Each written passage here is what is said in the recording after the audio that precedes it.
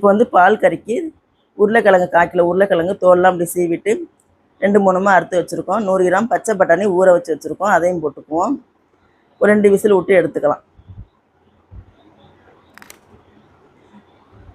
2 whistle விட்டு எடுத்துக்குவோம். இதுக்கு வந்து ஒரு மசாலா ரெடி பண்ணிக்குவோம்.